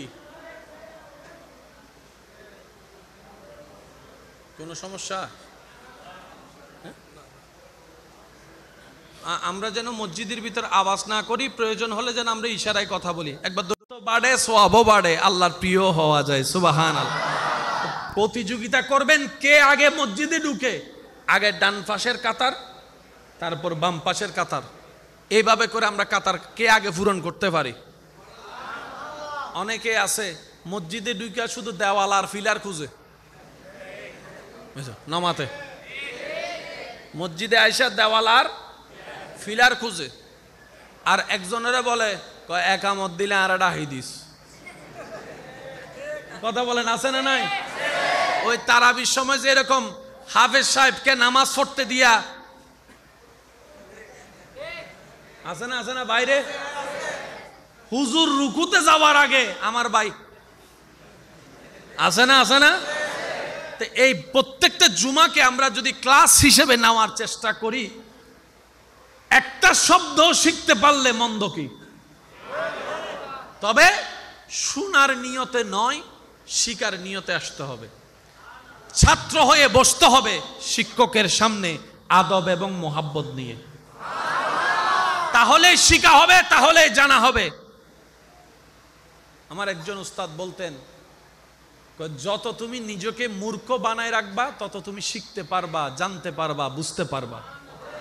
যেদিন তোমার মন বলবে, ব্রেন বলবে আমি জেনে গেছি, শিখে গেছি, সেদিন থেকে তোমার শিখা, বলেন না, সেদিন থেকে তোমার শিখা।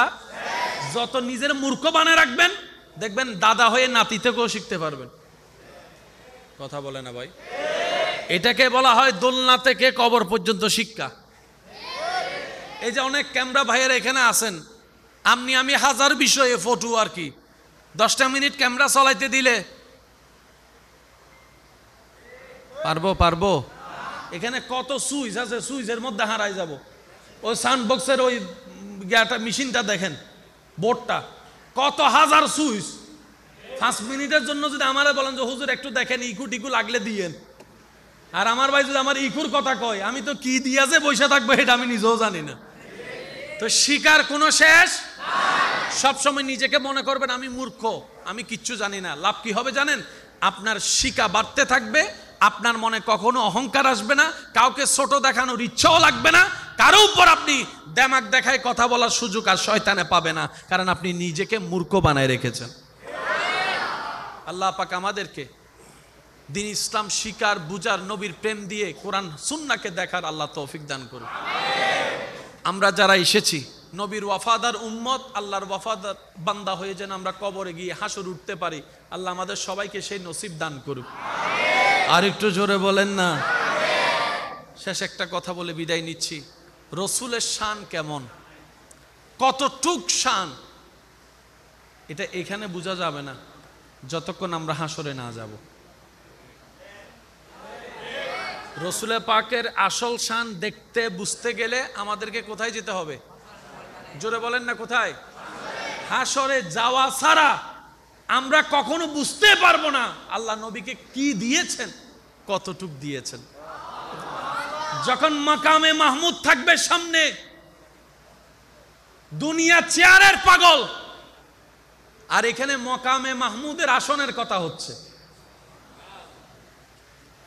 আপনার নবী আমার নবী আসন ছেড়ে সিজদায়, সুবহানাল্লাহ বলবেন।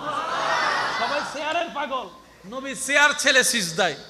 আল্লাহ পাক বলে, হাবিব আজকে হাসরটা করছি আপনার শানের জন্য, দেখানোর জন্য, আপনি আসনে বসেন না। হাবিব বলে, আল্লাহ আমার উম্মত, আমার উম্মত, আমার উম্মত, আমার উম্মত। সেজন্য বলা হয় উম্মত ওয়ালা নবী রাহমাতুল লিল আলামিন। কি সৌভাগ্য আমাদের জানেন। বিশ্বাস করেন ভাই, নামের আগে প্রত্যেকজনের নাম ভিন্ন, কিন্তু একটা নাম সেম, সেটা হচ্ছে মোহাম্মদ। এই মোহাম্মদ নামটা কেন আপনার নামের আগে আসে, আমার নামের আগে আছে? এটা হাসরের ময়দানে যাওয়া ছাড়া বুঝা। ভোটার আইডি কার্ড ছাড়া দেশে কোনো দাম, এটা মনে করেন যে হাসরের এক ভোটার আইডি কার্ডের মতো কাজ করবে আর কি, আল্লাহ দয়া করলে। আমরা নামাজের সাথে বন্ধুত্ব রাখার চেষ্টা করব ইনশাআল্লাহ। 5 ওয়াক্ত নামাজ পড়ার চেষ্টা করব ইনশাআল্লাহ। যারা সাপ্তাহিক জুমার নামাজ পড়েন, অন্য সময় তেমন নামাজ পড়া হয়, তাদের কাছে আমি অনুরোধ করি, আজকেও করে যায়, 1 ওয়াক্ত দিয়ে শুরু করেন।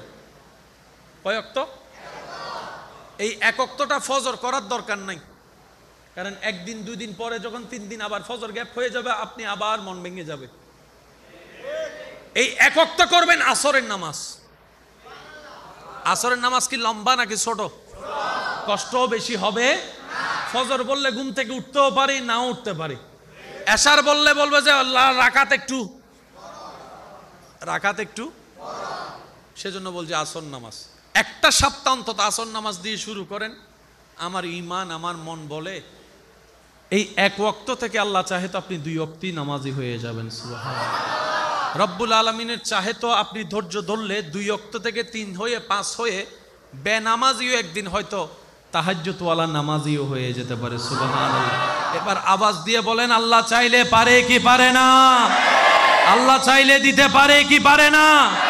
বান্দা চেষ্টা করলে আল্লাহ দেয় কি দেয় না? আল্লাহ আজকের এই মাহফিলকে কবুল করুক। মাহফিল যারা সাজিয়েছেন তাদেরকে কবুল করুক, যারা সহযোগিতা করেছেন তাদেরকে কবুল করুক। আগামী বছর এই মাহফিল আজিমুসান ভাবে আরো বড় আয়োজন করার তৌফিক দান করুক। আল্লাহ হুজুর কেবলার হায়াতের মধ্যে বরকত দান করুক, আমিন। সকলে আমার জন্য দোয়া করবেন। ওয়া আখিরু দাওয়ানা আলহামদুলিল্লাহ। কষ্ট কখন লাগে জানেন? আপনারা বলেন না, বাহিরের মানুষ কষ্ট দিলে মেনে নেওয়া যায়, আপন মানুষ কষ্ট দিলে বেশি লাগে। তো এটাও মানুষ, সেটাও মানুষ। ওরটা কম লাগলো, ওরটা বেশি লাগলো কেন? তারটাই বেশি লেগেছে যার প্রতি আপনি মনের মধ্যে ভালোবাসা রেখেছেন, আশা রেখেছেন। এবার আপনি যদি বলেন সবাইকে বের করে দিলাম, আপনার মন ভাঙার মতো আর কেউ? জোরে বলেন না। আপনি সবাইকে বের করে দিলেন এখান থেকে আর এখান থেকে, আপনাকে ধোঁকা দেওয়ার মতো কেউ, কষ্ট দেওয়ার মতো কেউ? কারণ এখানে পুরাটাই খালি, পুরাটাই। এবার আপনি বললেন ইল্লাল্লাহ, আমার মনে আমার আল্লাহ, আমার ব্রেনে আমার আল্লাহ, আমার চিন্তায় আমার আল্লাহ, আমার ভালোবাসায় আমার আল্লাহ, আমার মোহাব্বতে আমার আল্লাহ, আমার শয়নে আমার আল্লাহ, আমার কল্পনায় আমার আল্লাহ, আমার উঠায় আমার আল্লাহ, আমার বসায় আমার আল্লাহ, আমার ঘুমাতে যাওয়ার মধ্যেও আমার আল্লাহ, আমার ঘুম থেকে উঠার মধ্যেও আমার আল্লাহ। আল্লাহ ছাড়া আর কেউ? রব বলে যে আমি একা, আমি একা থাকবো না, আমি একা। আল্লাহ কি করব? আমার হাবিব কেনে, মুহাম্মাদুর। এবার আপনার দিলে, ব্রেনে, মনে আল্লাহ এবং রসুল।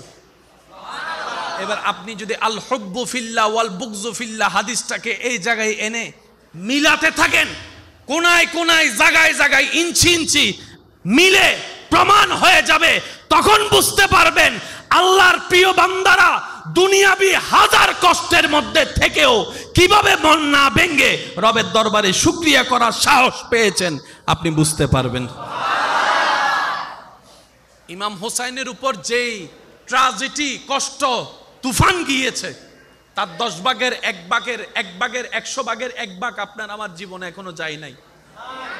আপনি আমি অল্পতে ভেঙে পড়ি, আপনি আমি অল্পতে নেশা ধরে ফেলি, আপনি আমি অল্পতে কষ্ট সহ্য করতে না পেরে সুইসাইড করে ফেলি, আপনি আমি অল্পতে কষ্ট সহ্য করতে না পেরে একজনকে কথা শোনানোর কারণে তাকে 2টা ঘুষা মেরে দিই।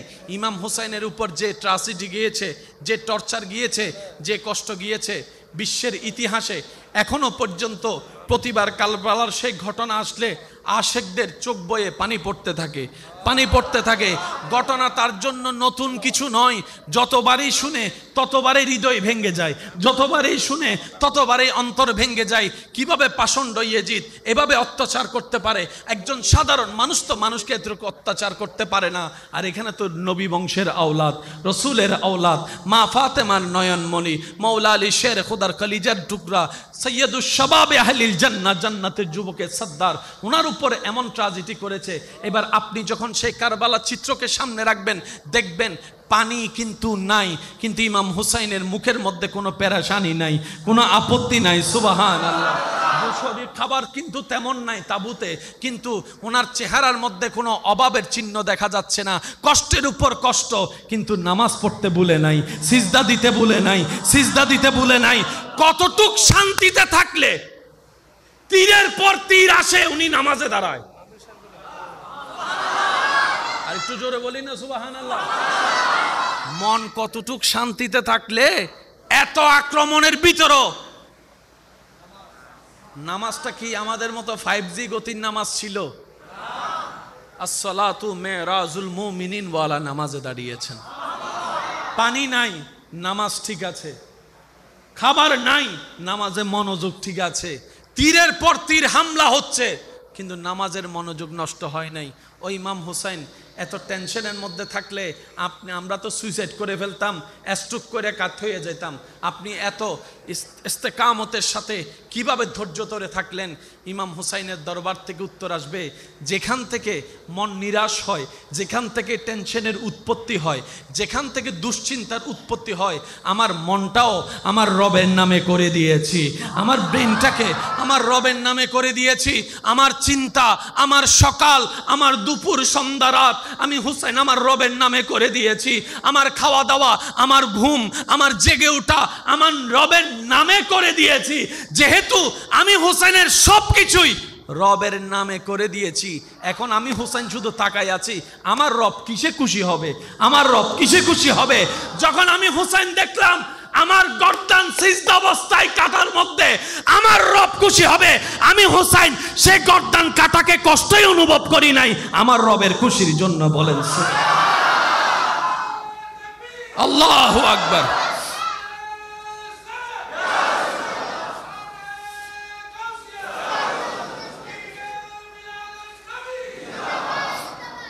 উচ্চ আওয়াজ একবার বলি সুবহানাল্লাহ।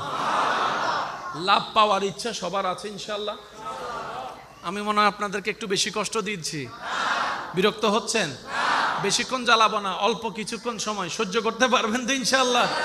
একবার বলি মারহাবা, আর একটু আস্তে করে বলি মারহাবা। কোরআনুল কারীমের একটি আয়াত সবারই জানা, শুধু একটু স্মরণ করিয়ে দেওয়ার জন্য বলা, হুজুরদের দোয়া চাচ্ছি। ওয়ালা নাবলুওয়ান্নাকুম বিশাইইন মিনাল খাউফি ওয়াল জুই ওয়া নাকসিন মিনাল আমওয়ালি ওয়াল আনফুসি ওয়াস সামারাত ওয়া বাশশিরিস সাবিরিন। বিপদের কথা, কষ্টের কথা বলার পর রব বলছেন শুভ সংবাদ তাদের জন্য যারা ধৈর্য ধরে। সবার মনোযোগ চাচ্ছি ভাইয়েরা। শুভ সংবাদ তাদের জন্য যারা ধৈর্য, সবাই বলেন যারা ধৈর্য। শুভ সংবাদের ঘোষণা দিচ্ছেন কে? আল্লাহ যদি শুভ সংবাদ বলে, সংবাদটা কেমন হতে পারে? সুবহানাল্লাহ, প্যার সে কহো না ইয়ার। শুভ সংবাদ শব্দটা আমার আর আমাদের পক্ষ থেকে অ্যালাউন্স নয়, রবের পক্ষ থেকে। রব বলে যে আমার পক্ষ থেকে তাদেরকে শুভ সংবাদ, যারা ধৈর্য, বলেন না যারা ধৈর্য, যারা ধৈর্য, জোরে বলেন যারা ধৈর্য এবার বলেন ধৈর্য ধরে কারা? কি দেখলে বোঝা যাবে ধৈর্য ধরে? কেউ আপনাকে একটা গালি দিছে, তার আপনি 2টা গালি দিলেন, তাইলে কি ধৈর্য ধরেছেন? একটা গালির আপনার একটা মায়ের বিপক্ষে 4টা মাইরা দিলেন, ধৈর্য ধরেছেন? একজনে গালি দিয়েছে, তারা ধরে 10 জনে মিলে গাছতলায় নিয়ে পিটাইয়েছেন, ধৈর্য ধরেছেন? কেউ আপনাকে ফেসবুকে একটা স্ট্যাটাস দিল, আপনিও তার জন্য 3টা স্ট্যাটাস মাইরা দিলেন, ধৈর্য ধরলেন? জোরে বলেন, ধৈর্য ধরলেন? আপনার যখন বিভিন্ন অর্থনৈতিক কষ্ট আসলো, আপনি রবের হুকুমের অপেক্ষা না করে সুদের সাথে লেগে গেলেন, আপনি কি ধৈর্য ধরলেন? জোরে বলেন, ধৈর্য ধরলেন? বউয়ের অত্যাচার, স্বামীর অত্যাচার, পারিবারিক অত্যাচার, কোনো কিছু সহ্য না করে ডাইরেক্ট আপনি ডিভোর্সের মধ্যে চলে গেলেন, ধৈর্য ধরলেন? প্রত্যেকটা মানুষের জীবনে বিপদ আছে কি নাই? আসবে কি আসবে না? রবের ফরমান কখনো মিথ্যা হতে পারে? রব বলে যে দুনিয়াবি কষ্ট তোমাদের কাছে অনেক কিছুই আসবে, কখনো খাবার কষ্ট, কখনো ভয়ের কষ্ট, কখনো শারীরিক কষ্ট, কখনো মানসিক কষ্ট, কখনো পারিবারিক কষ্ট, কখনো সামাজিক কষ্ট। কিন্তু বান্দা এতটুকু মনে রাখবা, তুমি শুধু আমি রবের হুকুমের অপেক্ষায় বসে থাকবা, আমি রবের হুকুমের অপেক্ষায় বসে থাকবা। এ রবের হুকুমের অপেক্ষা করে বসে থাকার নামই হচ্ছে ধৈর্য। ধৈর্য।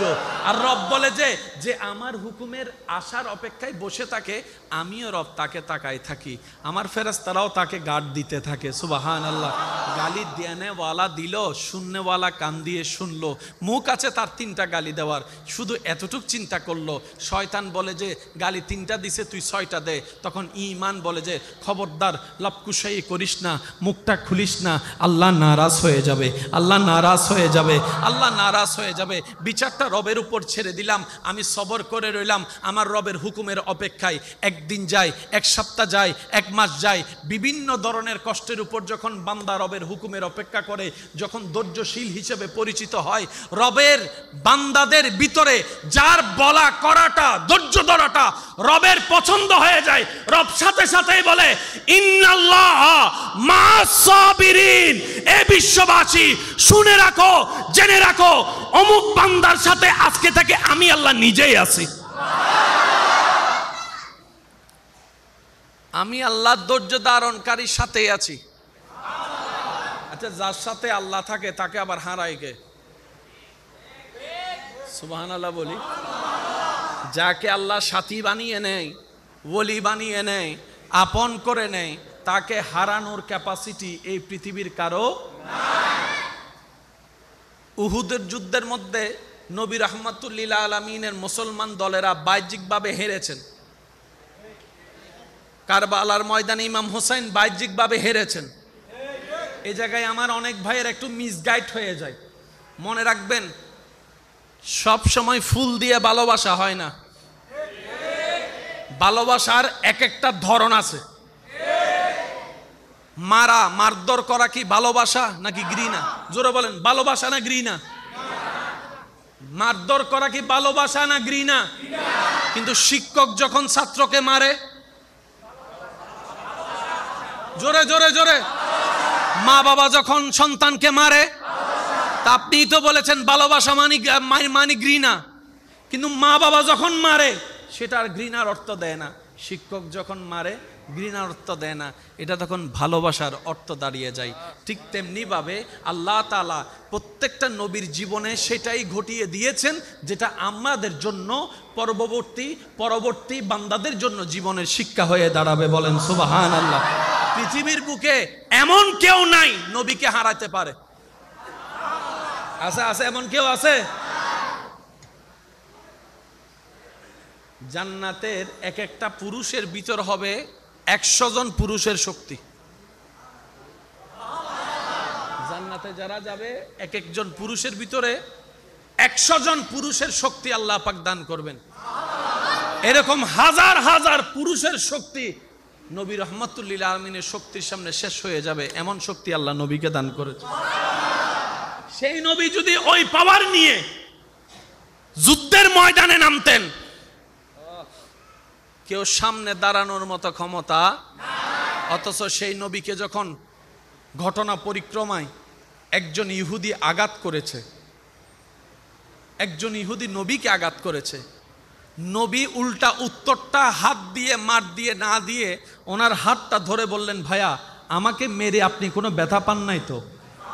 আমাকে আঘাত করে আপনি কোনো কষ্ট পান নাই তো? ইয়া নবী রাহমাতুল লিল আলামিন, আমাদের সামান্য একজনের থেকে দুইজন বন্ধু হলে আমরা প্রতিশোধ নিতে প্রস্তুত হয়ে যাই। নবী বলে যে আমি প্রতিশোধ শিখাতে আসিনি, আমি ক্ষমা শিখাতে এসেছি। ক্ষমা শিখাতে এসেছি।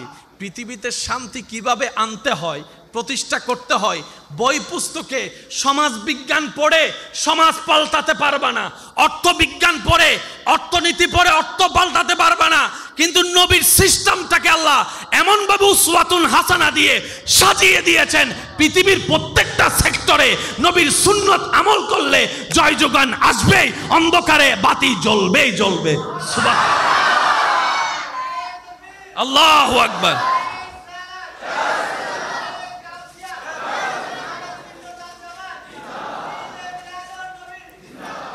উচ্চ আওয়াজ একবার বলি না সুবহানাল্লাহ। আমাদের নবীকে আটকাই দেওয়ার মতো ক্ষমতা বলেন না ভাইয়া? আচ্ছা, অপারেশন জগতে সবচাইতে খতরনাক অপারেশন হচ্ছে ওপেন হার্ট সার্জারি, আর একটা হচ্ছে ব্রেইনের অপারেশন। দুইটা অপারেশনকে সবচাইতে মেজর বলা হয়। সেজন্য এই সমস্ত অপারেশন করার আগে আরেকখানা জোরে হন ন ভাই, আরেকখানা জোরে কি সাইন? যদি আমার অপারেশন করার ধরুন আপনার রোগী মারা যায়, আমার নামে মামলা দিতে, অথচ আপনার আমার নবীর সিনা সাক হয়েছেন, ওপেন হার্ট সার্জারি হয়েছেন। আর একটু আস্তে বলা যাবে? একটা ওপেন হার্ট সার্জারি করা অবস্থায় কমপক্ষে প্রয়োজন মোতাবেক অনেক ব্যাগ রক্ত মজুত করে রাখা হয়, কারণ রক্ত যা বের হবে অন্য দিক থেকে রক্ত যদি সাপ্লাই করা না হয় রক্ত শূন্যতায় হয়ে আবার স্ট্রোকের মধ্যে চলে যেতে পারে। মানুষটা জিন্দা, ওপেন হার্ট সার্জারি করা কোয়াইট ইম্পসিবল সচেতন আপনার সজাগ অবস্থায়, কিন্তু নবী রাহমাতুল লিল আলামিনকে ওপেন হার্ট সার্জারি করা হয়েছে। নবী সচক্ষে তাকিয়ে আছেন, নবী দেখতেই আছেন, নবী তাকিয়ে আছেন, নবী দেখতেই আছেন। জগৎ অবাক হয়ে বলে যখন এই ওপেন হার্ট সার্জারি হচ্ছে তখন পৃথিবীর কোনো বিজ্ঞান, কোনো পড়ালেখা, কোনো মানুষ ওপেন হার্ট সার্জারি করা তো দূরের কথা, নামটাও পর্যন্ত শুনেনি, নামটাও পর্যন্ত শুনেনি। আল্লাহ তাআলা সেটা অনেক আগেই নবীকে দেখাই দিয়েছেন। ভিতর থেকে যা বের করার করলেন, জমজমের পানি দিয়ে ধুইলেন, জমজমের পানি দিয়ে জান্নাতি প্লেটে রাখলেন, ধোয়ার পরে সে জমতে দিলেন। আর একটু জোরে বলি,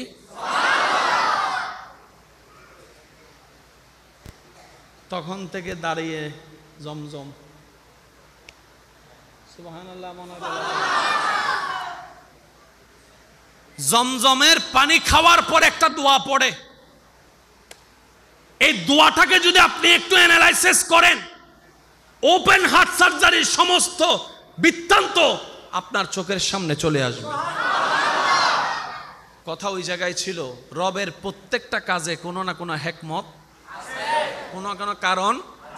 শুধু তা নয়, আপনি যে রাস্তা দিয়ে হেঁটে যাওয়ার সময় পা মস্কায় গিয়েছেন না, একটা হাঁটার সময় হঠাৎ পা মস্কায় গেছে, ও মারে,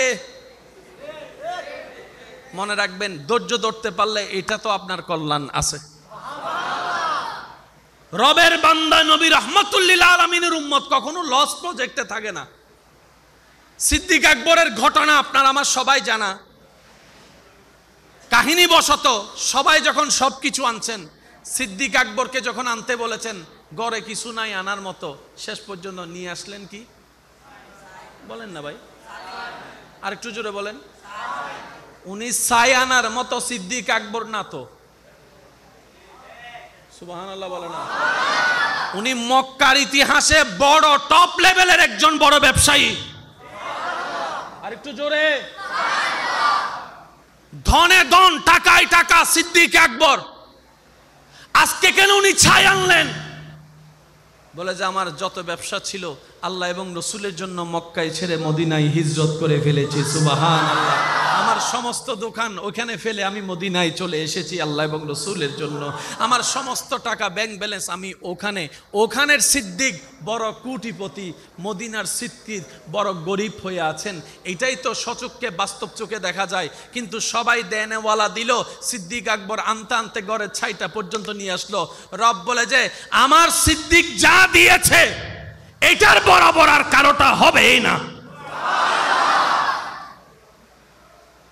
ছাইয়ের দামও কত হয়ে গেছে দেখেন।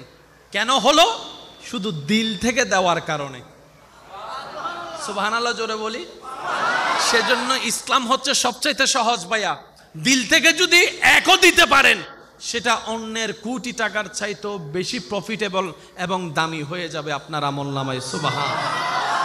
আল্লাহ পাক আমাদের সবাইকে সেই নবী রাহমাতুল্লিল আলামিনের শান মান ইজ্জতের ওয়াফাদার হয়ে, ওয়াফাদার উম্মত বনে বেঁচে থেকে হাসরের ময়দানে নবীর ওয়াফাদার উম্মত হয়ে ওঠার তৌফিক দান করুক। আমিন। ইমানদার ভাইরা একটু মনোযোগ দিবেন। ওই যে বললাম, যদি কাঁটাও ফুটেন এটার উপর ধৈর্য ধরা হয়, আল্লাহ পাক গুনাহও মাফ করবে, সওয়াবও বাড়ায় দিবে। এক। দ্বিতীয় নম্বর আরেকটা কথা মনে রাখবেন, অনেক সময় বান্দার কিছু কাজ আল্লাহর যদি পছন্দ হয়ে যায়, আল্লাহ তখন ওনার তকদিরের মধ্যে কিছু নিয়ামত দিয়ে পরিপূর্ণ করে একটু পরিবর্তন করে দেয়। অর্থাৎ বড় বিপদকে ছোট বিপদ দিয়ে। অনেক সময় জানেন, আমাদের চট্টগ্রামের পাশে একটা কথা আছে, জানর বিপদ মাল দিঘি। শুনছ অন্য না তো হইন্য পারি মাল্লার উনি লেখে না মাতি হইন বাজি জানর বলা মালত গেই। অর্থাৎ আপনার জানের, আপনার পরিবারের উপরে যাওয়া বড় একটা ট্র্যাজেডি। আল্লাহ তাআলা হয়তো আপনার মোবাইল হারাই উড়ে দিয়েছেন, আপনার একটা জিনিস লস করে এটার উপর দিয়ে আল্লাহ পাক কভার দিয়ে দিয়েছেন। মনে রাখবেন, সেজন্য রব্বুল আলামিন বলেছেন লা তাকনাতু মির রাহমাতিল্লাহ। যদি কাশ আমরা আয়াতটা উপলব্ধি করতে পারতাম রব আমাদেরকে কি বুঝাতে চেয়েছেন। লা তাকনাতু, কখনোই নিরাশ হইও না। একটা হচ্ছে নিরাশ হইও না, আরেকটা হচ্ছে কখনোই নিরাশ হইও না। মির রাহমাতিল্লাহ, আমি আল্লাহর রহমত থেকে। সুবহানাল্লাহ। আল্লাহ তুমি রহমতের কথা কেন বললা? ইমানদার ভাইয়েরা একটু মনোযোগ দিবেন। আল্লাহ পাক বলে তোর সকালে সূর্য দেখাটা আমি রবের রহমত। আমি আস্তে আস্তে বলবো, আপনারা জোরে জোরে বলবেন সুবহানাল্লাহ। বান্দা তোর চোখ খোলাটা আমি রবের রহমত, তোর হেঁটে যাওয়াটা আমি রবের রহমত, তুই যে প্রস্রাব করিস সেটাও আমি রবের রহমত, তুই বান্দার নাস্তা খাওয়া, ডুব গিলা, পেটে যাওয়া, হজম হওয়া আমি রবের রহমত। বান্দারে তোর জীবনের 24টা ঘন্টার প্রত্যেকটা সেকেন্ড আমি রবের রহমতের সাথে সম্পৃক্ত।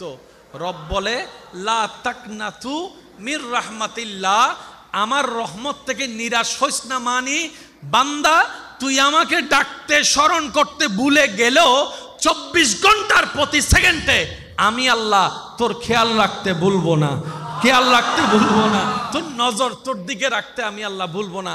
কারণ তোরার সম্পর্ক আমি রবের সাথে এইভাবে হয়েছে মজবুত। গুনেহগারম সিয়াকারম ওয়ালাকিন বাদাস্তাম হাসতে দামানে মুহাম্মদ। মুসার উম্মত আমার বান্দা ছিল, কিন্তু আমি তাদেরকে এত সুযোগ দিই নাই, তোদেরকে এত মায়া করি। এক নাম্বার কারণ তোদেরকে আমি মায়া করে বানিয়েছি। এটার চেয়ে আরেকটা কারণ, তোরা আমার হাবিবুল্লাহর উম্মত, রহমাতুল্লিল আলামিন নবীর উম্মত। যেই নবীর আসা যাওয়া জীবনের প্রতিটা ক্ষণ ছিল মুখে শুধু একটাই কথা, রব্বি হাবলি উম্মতি, রব্বি হাবলি উম্মতি, রব্বি হাবলি উম্মতি। সারাক্ষণ প্রতিটা ক্ষণ শুধু তোদের নবী তোদের কথা বলেছেন। যখনই চেয়েছেন তোদের জন্য চেয়েছেন, যখনই মাপ চেয়েছেন তোদের জন্য মাপ চেয়েছেন, হাসরও কান্না করবে তোদের কথা বলে বলে, সুবহানাল্লাহ। আর আমি আল্লাহ সেই নবীকে ওয়াদা করেছি, ওয়ালা সৌফা ইউতিকা রব্বুকা ফাতারদা, আমি আল্লাহ ওয়াদা করেছি, ওয়ালাল আখিরাতু খায়রুল লাকা মিনাল উলা। সুতরাং আমি আল্লাহ তোদের নবীর মুখে হাসি ফুটাবো, আর আমি আল্লাহ ভালো করে জানি উম্মতের মুখে হাসি ফুটলেই নবী মুস্তাফার মুখে হাসি ফুটবে। সুবহানাল্লাহ। কত শানওয়ালা নবীর উম্মত হিসেবে আপনার আমার নসিব হয়েছে। রব্বি হাবলি, জোরে বলেন, রব্বি হাবলি। হাই হাই হাই, কত চমৎকার কথা বলেছেন। রব্বি, ও আমার আল্লাহ, হাবলি, আমাকে হেবা করে দাও। সুবহানাল্লাহ বলি। উম্মতি, আল্লাহ এক কথায় আমার উম্মত আমাকে দিয়ে দাও। নবী বলছেন হাসরের ময়দানে বলবেন, আল্লাহ আমার উম্মত, জোরে জোরে জোরে, আমার উম্মত। আল্লাহ পাক বলবে, হাবিব আপনার উম্মত গুলো তো আমার বান্দাও। আশেক যারা আছেন তারা একটু মনোযোগ দিয়ে শুনবেন, কারণ সব কথা সবার জন্য হয় না, কিছু দিলওয়ালাদের জন্য তো কথা থাকে। কি বলেন, ঠিক কিনা? আল্লাহ পাক বলে, হাবিব যারা আপনার উম্মত তারা আমার বান্দাও তো। হাবিব বলে যে ঠিক আছে আপনার বান্দা, কিন্তু আপনি তো আহকামুল হাকিমিন, হিসাব যদি নেওয়া শুরু করেন আমার উম্মত একটাও পার পাবে না, আমি ভালো করেই জানি। আমি সিদ্দিককে নিয়ে ভাবি না, ফারুক ওসমান আলীকে নিয়ে ভাবি না, হাসান ও হোসেন ফাতেমাকে নিয়ে আমার ভাবনা নাই। আমি নবী তো তাদেরকে চাচ্ছি যারা গুনাহ করেছে, অপরাধ করেছে, যারা গুনার মধ্যে লিপ্ত ছিল, যারা অসহায়, তারা পাপী।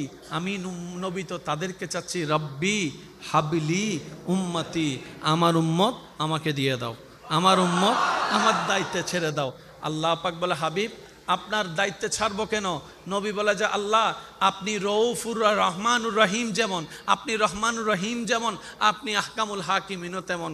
আপনি যদি কঠিন বিচার নেওয়া শুরু করেন আমার এই গুনাহগার উম্মতগুলো একটাও পার পাবে না, একটাও যাবার পাবে না।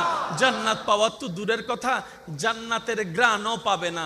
আল্লাহ তুমি আমাকে দিয়ে দাও, অন্তত আমার দিকে তাকাই হলো তো গুনাহগারকে জাহান্নামী থেকে তুমি জান্নাতি করে দিবা। সুবহানাল্লাহ।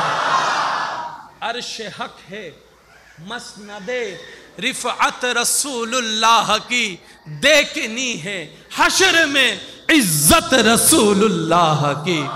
ला व रब्बिल अर्श जिसको जो मिला उनसे मिला, बटती है कौनैन में नेमत रसूलुल्लाह की।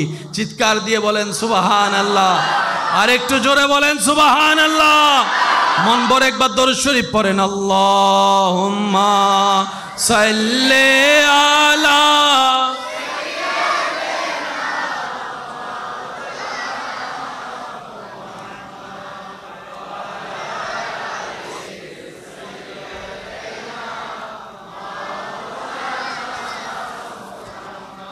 মোহাব্বতের আওয়াজ একবার বলেন সুবহানাল্লাহ। সেই নবী বলছেন, উম্মত তোমরা যখন নামাজ পড়ো, কি কোনো সমস্যা?